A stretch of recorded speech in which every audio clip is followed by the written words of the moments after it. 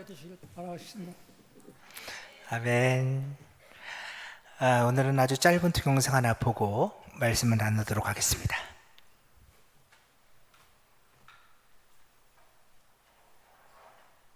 거룩하신 주여, 이놈이 죄인입니다. 이놈이 한국교회, 입만 살았다고 떠들고 행위가 죽어버린 한국교회를 만든 장본인입니다. 주여, 이것이 감히 설교할 자격이 없는데도 주님이 이 말씀을 전하라고 비참한 것을 몰아붙였습니다. 아버지, 겉모양은 요란하지만 내면은 죄악이 쌓여있는 이 한국교회는 주여 불쌍히 여기시고 성령을 부어주시되 통회하고 자복하는 영을 부어주셔서 이 한국교회를 깨끗하게 해주옵소서. 깨끗하게 하옵소서. 깨끗하게 하옵소서. 그래야 이 민족에게 소망을 주게 하시고 이 나라를 바른 길로 인도하게 하시고 주의 거룩한 영광이 이 땅에서 경배를 받으시도록 축복해 주시옵소서. 예수님 이름으로 기도하옵나이다. 아멘. 여러분이 보신 동영상은 2007년 한국교회 부흥 100주년 기념 집회에서 소천하신 옥하는 목사님께서 말씀을 전하시는 장면 중의 일부입니다. 옥하는 목사님이 2010년에 소천하셨으니까 그가 소천하기 약 3년 전에 그가 설교한 말씀입니다. 이 예배에서 옥하는 목사님은 이렇게 기도하셨습니다. 거룩하신 주여, 이놈이 죄인입니다. 이놈이 한국교회를 이렇게 만든 장본인입니다. 그러면서 한국교회를 불쌍히 여겨달라고, 한국교회에 다시 한번 통회하고 자복하는 영을 부어달라고 눈물로 기도하셨습니다. 한평생을 목사로 살아오신 한국교회의 어른이셨습니다. 교회를 개척해서 그 교회를 대한민국을 대표하는 교회로 키워내셨으며 평신들을 깨운다, 제자 훈련을 통해서 수많은 성도들을 말씀으로 양육해낸 영적 거장이었습니다. 그런 그가 몇만 명이 모인 큰 집회에서 스스로를 한국교회를 망친 죄인이라고 고백했습니다. 이놈이 한국교회를 이렇게 망쳤습니다. 이놈이 한국교회를 이렇게 망친 죄인입니다. 목사님은 그렇게 고백하셨습니다. 저는 아주 오래전에 이 장면을 보았습니다. 제가 이 장면을 바라보면서 참 많은 생각을 했습니다. 그 중에 하나가 사도 바울에 대한 생각이었습니다. 신약 성경에는 사도 바울이 썼다고 알려진 총 13편의 사도 바울의 서신서가 있습니다.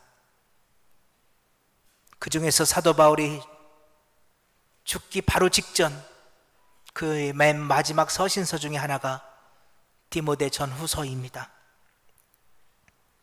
바울은 순교를 앞두고 에베소에서 목회하고 있는 아들 같은 디모데에게 편지를 쓰죠. 한평생 예수를 증거하는 사도로 살아왔습니다. 예수님 때문에 그가 자랑했고 그가 꿈꿨던 모든 것들을 배설물처럼 버렸습니다. 예수님 때문에 수없이 옥에 갇히고 매를 맞고 핍박자들에게 핍박을 당하고 한평생 수고로운 삶을 살았습니다.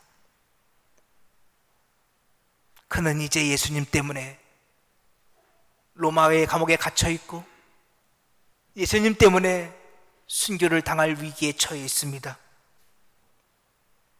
그런 그가 그의 마지막 편지에서 이렇게 고백합니다. 죄인 중에 내가 괴수입니다. 바울은 스스로를 죄인이라 말합니다.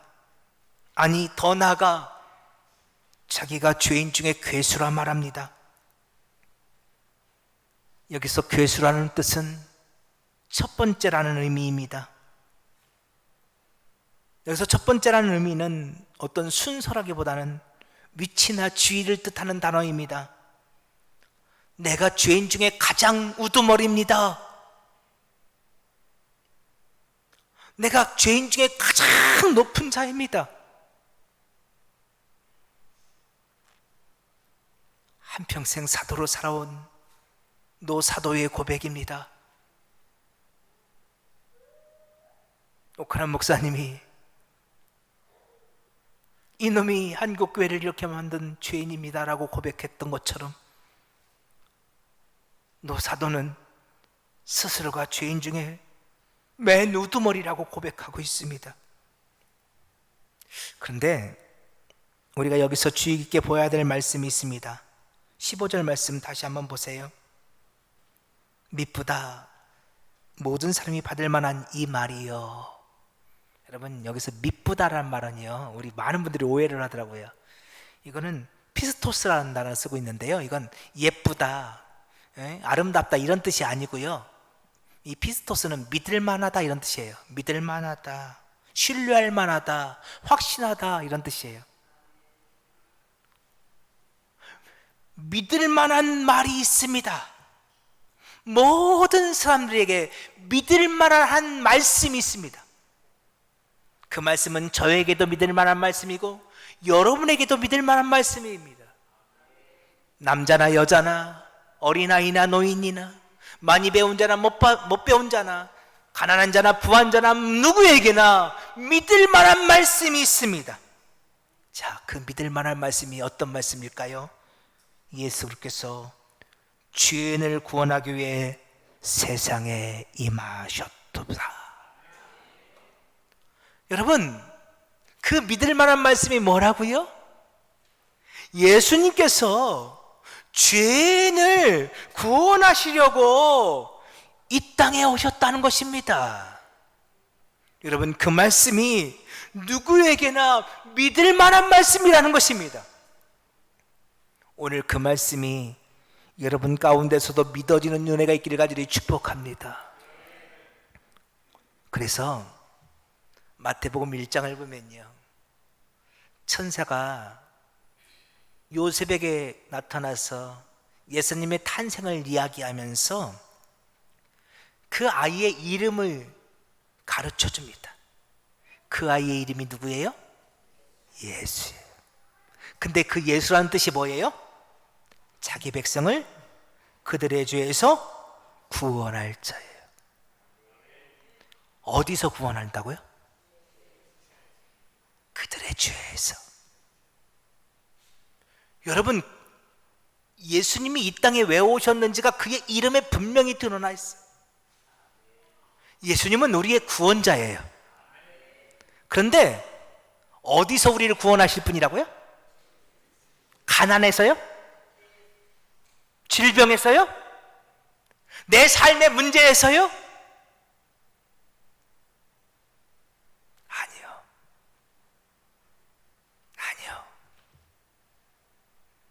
예수님은 우리를 우리의 죄에서 구원해 주시기 위해서 이 땅에 오셨어요.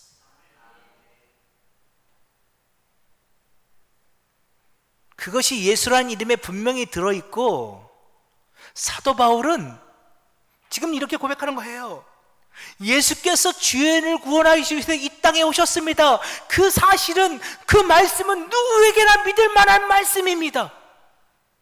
그러면서 사도 바울이 뭐라고 해요? 내가 그 죄인 중에 괴수입니다. 그럼 그 말씀은 무슨 뜻일까요? 내가 죄인 중에 괴수입니다는 게 무슨 뜻일까요? 예수님은 나 같은 죄인도 구원해 주셨습니다. 이런 뜻이에요. 내가 죄인 중에 최고 우두머리인데 내가 죄인 중에 괴수인데 죄인을 구원하시기 위해서 이 땅에 오신 그 예수님께서 나를 구원하셔서 나를 한평생 사도로 사용해 주셨습니다. 나를 하나님 나라 백성 삼아 주셨습니다. 지금 사도 바울은 죽음을 앞두고 그렇게 고백하고 있는 거예요. 그래서 여러분, 마가복음 2장을 보면 이런 말씀이 있어요. 예수님께서 바리새인들이 시비를 걸거든요. 예수님이 세리와 죄인들과 식사를 하신다고? 그러니까 예수님께서 지금 그들에게 이렇게 말씀하세요. 건강한 자에게는 의사가 쓸데없고 병든 자에게야 쓸데있느니라. 나는 의인을 부르러 온 것이 아니요 죄인을 부르러 왔노라. 여러분, 제가 이 말씀 요즘 아주 뼈저리게 느꼈잖아요. 제가 얼마 전에 사고가 났잖아요. 제가 사고가 났는데 그래서 119 구급차가 저를 실으러 왔어요. 근데 119 선생님들은 딱 보시니까 알더라고요. 몇 마디 저하고 해보고 어디가 아프냐고 물어보더니 제가 급하게 병원을 가야 된대요. 아무래도 폐가 다친 것 같대. 그러면서 병원에 전화를 거는데 여러 군데, 요즘 의료 대란이잖아요. 여러 군데 전화를 걸었어요. 근데 119 구급 선생님이 찾으시는 의사가 있는데 흉부외과 선생님이에요. 흉부외과. 그 병원에 흉부외과 선생님이 있습니까? 폐를 다친 것 같은데 그 병원에 흉부외과 선생님이 있나요? 이 119 선생님이 계속해서 흉부외과 선생님이 있는지 그 폐를 치료할 수 있는지에 대해서 병원에 전화를 걸어 물어봤어요. 제가 사고 나기 전에는요, 저는 흉부외과 선생님이 전혀 필요치 않았어요. 그런 선생님이 안 계셔도 됐어요, 저는. 그죠? 근데 제가 사고를 난 바로 그 순간 저는 흉부외과 선생님이 너무너무 필요해졌어요. 숨이 안 쉬어지는데요, 내가 이러다가 천국 가나? 그런 생각을 했어요, 정말로. 119 선생님이 흉부외과 교수님을 찾고 계시는데 제 마음속에서 흉부외과 선생님 제발 한 분만이라도 계셨으면 좋겠다. 여러분, 내가 죄인지 모르는 사람들은요, 예수가 필요치 않아요. 난 예수 없이도 잘 살 수 있다. 예, 잘 살 수 있습니다. 세상에 나가면 예수 없이도 얼마든지 잘 살 수 있는 사람들이 있습니다. 왜 그들이 잘 살 수 있는 줄 아세요? 자기가 죄인 줄 모르기 때문에 그래요. 그런데요, 내가 죄인 줄 깨달은 사람은요, 예수 아니면 안 돼요. 난 예수가 너무너무 필요해요. 예수님 말씀하시는 거예요. 나는 의인을 부르러 온 것이 아니라, 여기서 말하는 의인은 예수가 필요 없는 사람들이에요. 스스로 이뤘다 말하는 사람들, 예수 없이도 잘 사는 사람들, 나는 그들을 부르러 온 것이 아니라 나는 죄인을 부르러 왔노라. 내가 죄인인 줄 알고 예수 없이는 안 되는 것을 알고 간절히 예수를 찾는 사람들, 예수님은 그런 사람들을 부르려고 이 땅에 오셨다는 거예요. 오늘 보면 사도행전 2장은 교회사적으로 매우 중요한 장면이에요. 오순절날 성령이 강림하는 사건은 출애굽기 19장 시내산 언약의 회복이라고 이미 말씀을 드렸어요. 오순절 성령 강림을 통하여 새로운 제사장 나라, 하나님의 특별한 소유가 된 하나님 나라의 백성들이 이제 등장하게 될 거예요. 그들은 예수라는 새술, 성령이라는 새술에 취한 공동체예요. 그들이 누구라고요? 그들이 바로 저와 여러분, 교회 공동체예요. 오늘 본문은 그 교회 공동체가 이 땅에 처음 태어나는 장면을 기록하고 있어요. 그런데 그 교회 공동체가 이 땅에 처음 태어나는데 어떻게 해서 그 공동체가 태어나느냐? 베드로를 비롯한 사도들의 말씀을 통해서 이 땅에 교회 공동체가 등장을 하기 시작해요. 오늘 시간이 부족해서 이 장면을 자세히 설명드릴 수는 없지만 여러분, 이 장면이 아주 교회사적으로 너무너무 중요해요. 지금까지 여러분 구약 성경에서 볼 때요, 구약 시대의 예배는 예루살렘 성전에 가서 송아지나 양이나 염소나 비둘기나 아니면 곡식의 소재나 이런 것들을 들여서 제사를 드리는 것이 구약 시대의 예배였어요. 그러니까 구약 시대의 예배는 제사가 중심이었어요. 그런데 신약 시대의 예배는 제사가 중심이 아니라 하나님의 말씀이 중심이 되어져요. 그렇죠? 오늘날 우리 한국 교회는 그렇죠, 송아지 양 잡지 않잖아요. 오늘 우리는 예배당에 모여서 하나님의 말씀을 전하고 여러분은 듣고 계셔요. 우리는 그렇게 하나님의 말씀을 전하고 들은 과정을 통해서 예배를 드렸다 말하잖아, 그렇죠? 이 놀라운, 그러니까 예배의 중심이 제사에서 하나님의 말씀 선포로 바뀌어지는 그 첫 출발점이 오늘 본문 사도행전 2장이에요. 그리고 그 첫 출발점에서 제일 먼저 교회 공동체가 태동될 때 그 첫 번째의 설교, 첫 번째 설교예요. 교회 공동체에서 외쳐진 첫 번째 설교가 오늘 본문 사도행전 2장에 있는 베드로를 중심으로 한 사도들의 설교예요. 그러니까 오늘 사도행전 2장은요, 교회 공동체의 첫 번째 설교예요. 그리고 그 교회 공동체의 첫 번째 설교, 사도행전 2장의 그 첫 번째 설교의 핵심은 예수 그리스도예요. 오직 그들은 예수만 말하기 시작해요. 자, 4절 볼까요? 4절 보세요. 그들이 다 성령의 충만함을 받고 성령이 말하게 하심을 따라, 자 보세요, 제자들에게 성령이 임했어요. 제자들이 성령으로 충만해졌어요. 그러자 성령께서 제자들의 입을 열어주셨어요. 그래서 선포되기 시작한 것이 교회 공동체의 첫 번째 설교였어요.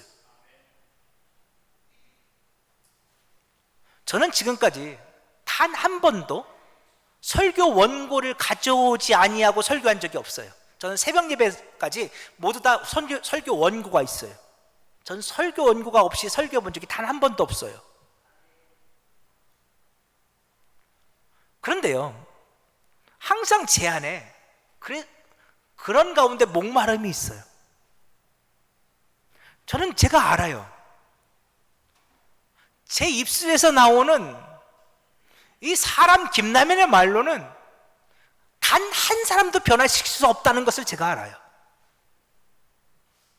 제가 아무리 능숙하게 말씀을 전해도 그 말로는 안 돼요.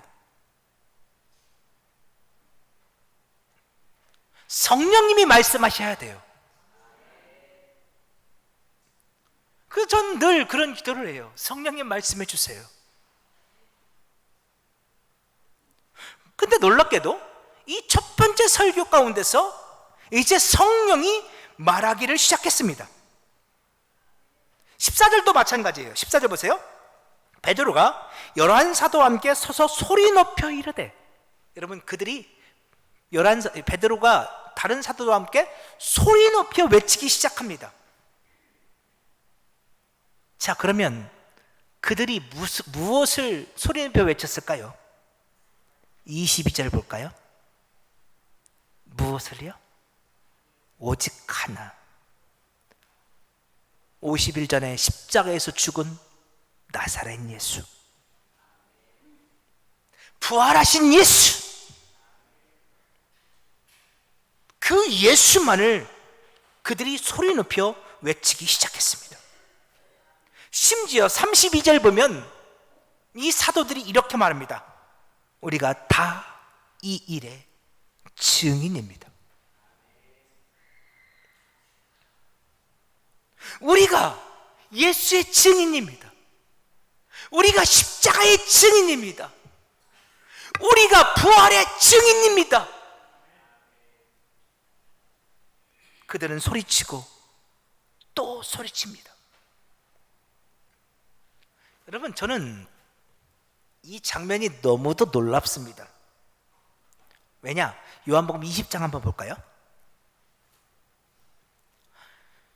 그날은 안식 후 첫날이었습니다. 안식 후 첫날은 예수님께서 부활하신 날이죠. 그들은 그날 아침 부활하신 예수님을 보았습니다. 그런데 그 부활하신 예수님을 믿을 수 없었습니다. 그래서 그날 밤 그들은 두려움에 벌벌 떨고 있습니다.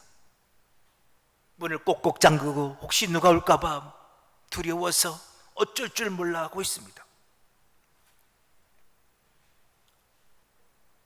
부활의 소식을 들었지만 그 부활의 소식이 믿어지지 않아 두려움에 벌벌 떨던 제자들, 그때 그들은 예수의 옛자도 꺼낼 수 없었습니다.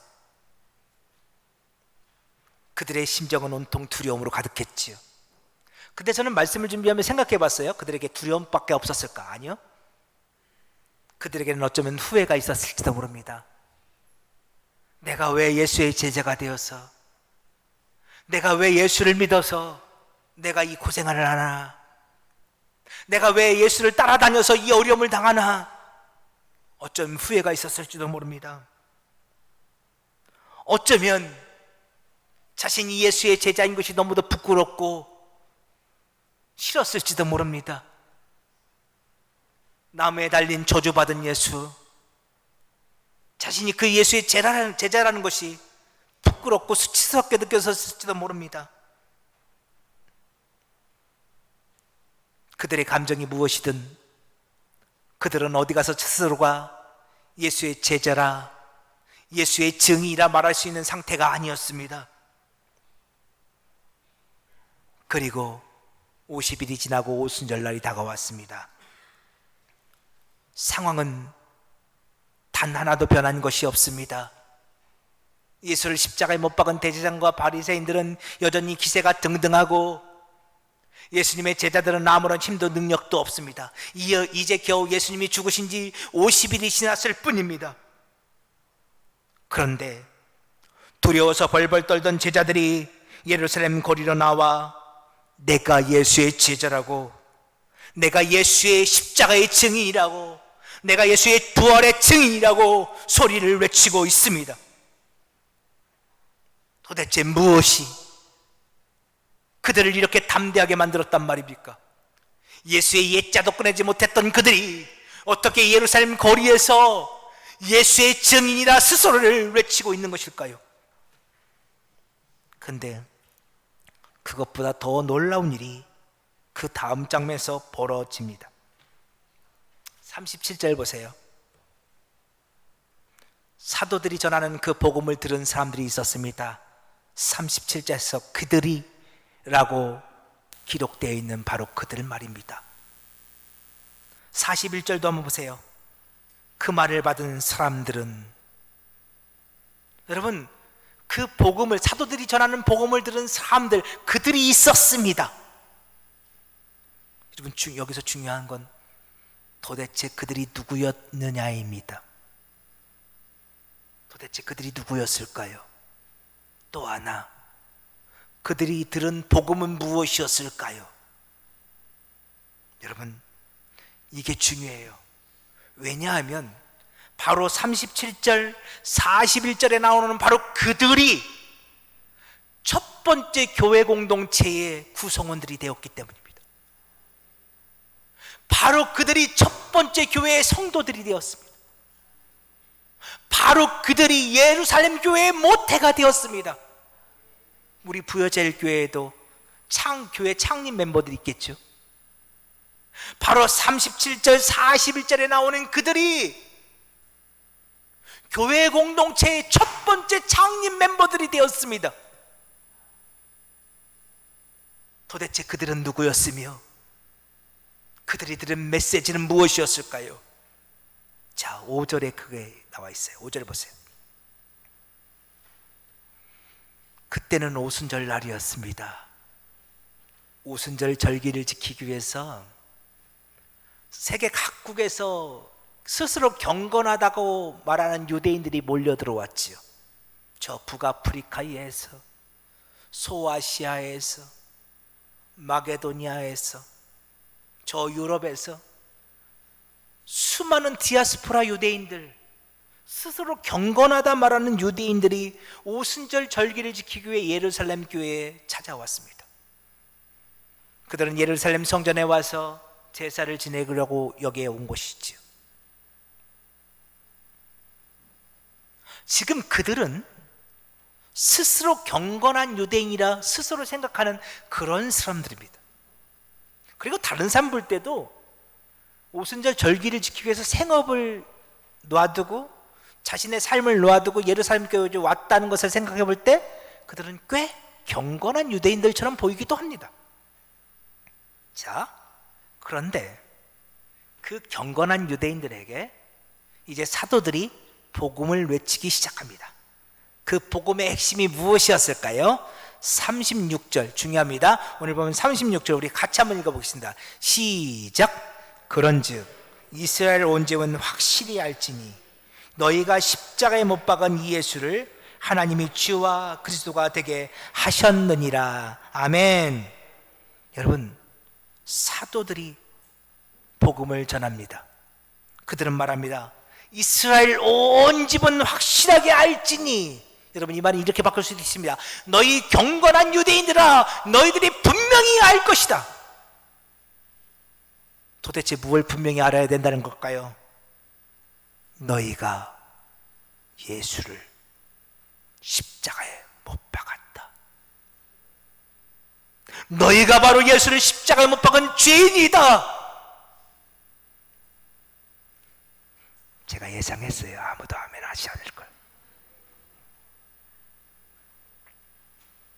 제가 아직 폐활량이 부족해요. 여러 가지가 좀 불편한데 제가 불편한 것 중에 하나가 찬양이 안 나오는 거예요. 그런데 찬양이 너무 부르고 싶은데 안 나와요. 근데 오늘 좀 용기를 냈어요. 일부 예배 때 잘 안 불러지더라고요. 근데 그래도 한번 찬양 하나 한번 불러보겠습니다. 반주 부탁드릴게요.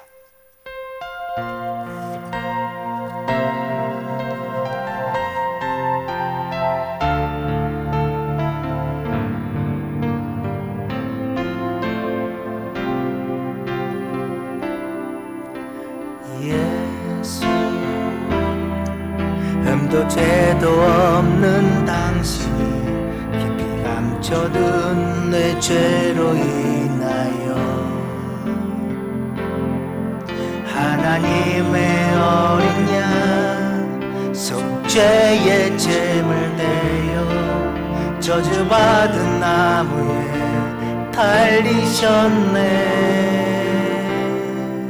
내가 예수를 당신을 부인했습니다.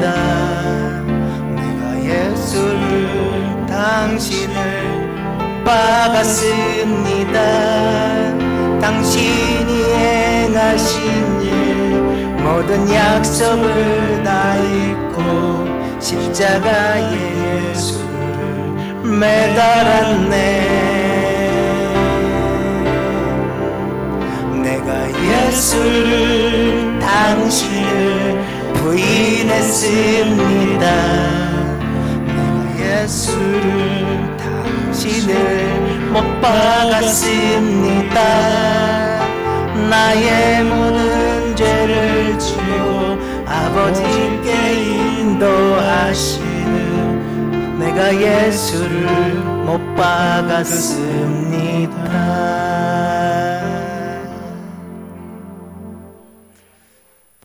여러분, 이것이 사도들이 전한 복음이었습니다. 온 이스라엘 집은 확실히 알지니 너희가 십자가에 예수를 못 박았구나. 우리의 주님을, 우리의 그리스도를 너희가 십자가에 못 박았구나.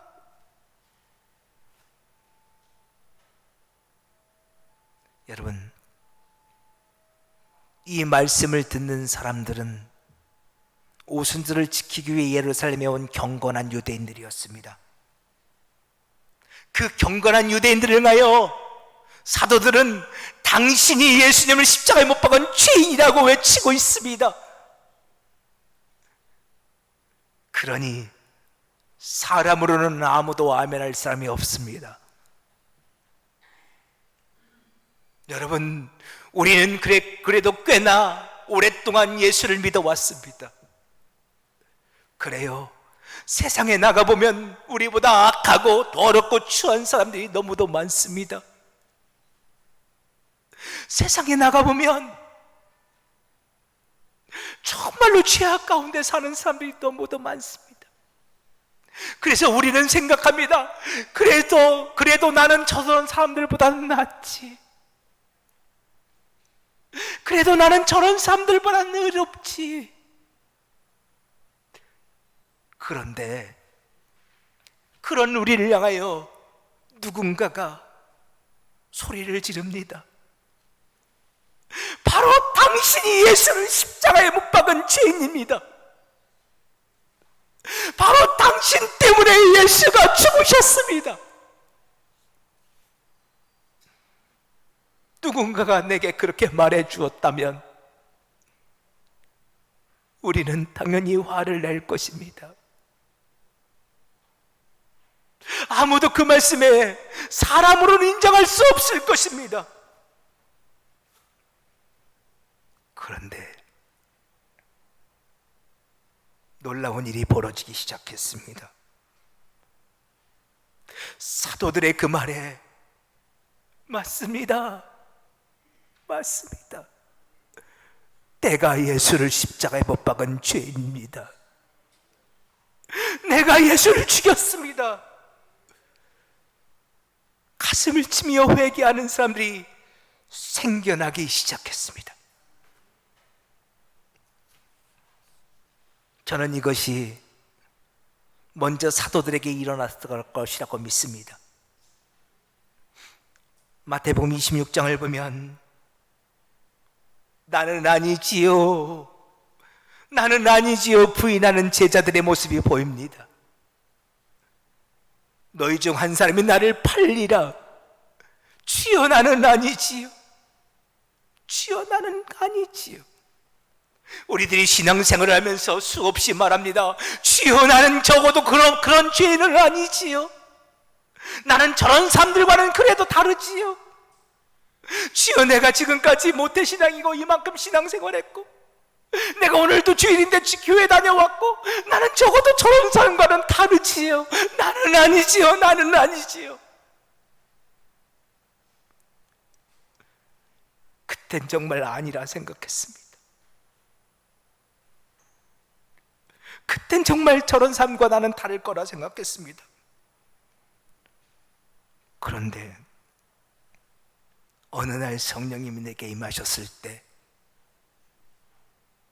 내가 예수를 십자가에 못 박은 죄인임을 깨닫게 하셨습니다.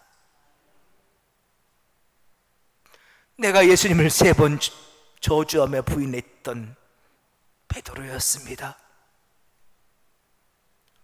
예수께서 십자가에 달리시던 그날 밤 십자가가 두려워 발가벗은 몸으로 도망쳤던 내가 그 사도 요한이었습니다. 내가 바라바가 아니라 예수를 십자가에 못 박으라 외쳤던 군중이었으며 내가 십자가에 달리신 예수를 향하여 네가 하나님의 아들이거든 그 십자가에서 내려와 보라고 침뱉고 초롱했던 바로 그 사람이었습니다. 내 안에 성령이 임하셨을 때 내가 예수를 십자가에 못 박은 죄임을 깨닫게 되었습니다. 사도들에게 이런 변화가 일어났고 사도들은 지금 예루살렘 거리거리에 외치고 있습니다. 여러분, 내가 예수님의 제자라 말했던 내가 예수님을 십자가에 못 박은 죄인입니다. 여러분, 내가 죄인입니다. 그런데 그 사도들의 외침이 그들에게는 이렇게 들립니다. 여러분이 그리스도를 십자가에 못 박은 죄인입니다. 여러분, 그거 아셔야 합니다. 바로 여러분이 예수를 죽였습니다. 사람으로는 도무지 아멘할 수 없었던 그 메시지가 들려오기 시작할 때 성령이 말하기 시작하셨습니다. 그리고 사도들의 음성이 사람의 말이 아닌 성령의 음성으로 들리기 시작했고, 이곳저곳에서 통곡하며 우는 소리들이 들려오기 시작했습니다. 어찌할꼬 맞습니다. 내가 예수를 십자가에 못 박은 죄인입니다. 여러분, 이것이 교회의 시작입니다. 그들로 말미암아 교회가 시작되었습니다. 내가 예수를 십자가에 못 박은 죄인입니다. 그들은 서로 그렇게 고백했습니다. 바로 나 때문에 예수가 십자가에서 죽으셨습니다. 나 때문에. 그 교회 공동체 안에는 나는 의인이라 주장하는 사람이 단 한 명도 없었습니다. 그 교회 공동체 안에는 모두 다 내가 예수를 십자가 못 박은 죽인 죄인이라는 고백만이 가득했습니다.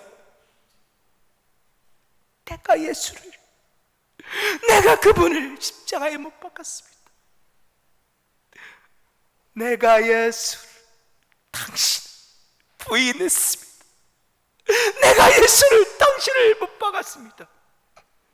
고백하는 공동체, 그 공동체가 이 땅에 태어나게 된 것입니다. 저는 여러분에게 사람의 말로 이 말씀을 설명할 수가 없습니다. 저는 지금 이 순간 성령님이 여러분의 마음을 만져주시기를 간절히 소망합니다. 그래서 끝으로 사도 바울의 고백을 여러분에게 소개하고 말씀을 마치고자 합니다. 고린도서 2장 한번 볼까요? 사도 바울은 이렇게 말합니다. 내가 너희에게 나아가 하나님의 증거를 전할 때, 하나님의 말씀 복음을 전할 때 말과 지혜의 아름다운 것으로 하지 않았다고 말합니다. 사도 바울은 간절히 기도하고 또 기도했습니다. 4절, 나는 성령의 나타나심과 능력이 나타나기를 기도했습니다. 사도 바울은 자신의 말과 지혜의 아름다운 것으로 하지 않았습니다. 성령께서 그 말씀 가운데서 일해 주시기를 간절히 소망했습니다. 13절, 사람의 지혜나 가르치는 말이 아니라 성령께서 가르쳐 주시기를 소망했습니다. 사도 바울은 그렇게 고백하며 복음을 전했고, 오늘 그 바울의 고백이 저의 고백입니다. 왜냐하면 저는 저의 새 치어로 아무리 어떤 말을 전해도 여러분이 이해할 수 없음을 알기 때문입니다. 그러나 성령께서 여러분을 만지실 때 그 오순절날 예루살렘에서 있었던 그 놀라운 역사들이 여러분에게도 나타날 수 있을 것이라 믿습니다. 의인에게는 예수가 필요 없습니다. 오직 죄인에게만 예수가 필요합니다. 내가 예수를 십자가에 못 박은 죄인입니다. 고백하는 그들에게만 예수가 필요합니다. 그들에게만 예수의 십자가가 유효합니다. 그들에게만 예수의 피가 보혈입니다. 오직 그들에게만 예수의 피가 그들을 구원하는 능력입니다. 그래서 교회 공동체는 처음부터 나는 예수를 십자가에 못 박은 죄인이라는 고백으로 시작되는 것입니다. 그런데 이 아무것도 아닌 목사가 요즘 한국교회를 바라보며 안타까운 것은 교회 공동체 안에서 이 고백들이 언제부턴가 사라져버리고 말았습니다. 교회 안에서 죄인은 사라지고 의인만이 난무합니다. 목사는 목사대로 자기의 의의를 드러내고, 성도는 성도대로 나름대로 자기의 의의를 드러내고, 어느 곳 하나에서 옥하는 목사님이 고백하신 것처럼 이놈이 한국교회를 망친 장본인입니다. 내가 죄인 중에 괴수입니다는 고백이 사라져버리고 말았습니다. 내가 예수를 못 박은 죄인입니다. 그 고백이 사라져버리고 말았습니다.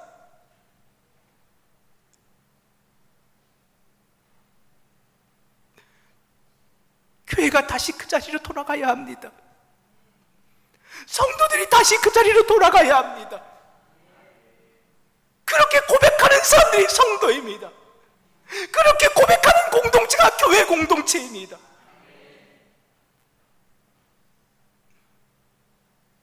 다른 교회는 말하지 맙시다. 오늘 우리 부여절 감리교회, 저와 여러분, 우리의 고백 안에서 내가 예수를 십자가에 못 박은 죄인입니다. 그래서 나는 오늘도 예수가 필요합니다. 고백하셨으면 좋겠습니다. 마지막으로 로마서 5장 말씀 한번 보고 마치겠습니다. 좋으신 주님은 내가 예수를 십자가에 못 박았습니다. 내가 예수와 원수가 되었습니다. 그런데 그분은 오늘도 나를 위해서 죽어주십니다. 당신의 피로 그런 우리를 구원해 주십니다. 그것이 교회 공동체를 향한 하나님의 은혜입니다. 주여, 내가 당신을 십자가에 못 박았습니다라고 고백하며 우리가 나아갈 때 주님은 오늘 우리에게로 다가오셔서 말씀해 주십니다. 괜찮아. 그럼에도 불구하고 내가 너를 사랑한단다. 내 아들아, 내 딸아, 내가 너를 사랑한단다. 오늘 그 음성이 여러분 가운데 들리기를 간절히 축복합니다.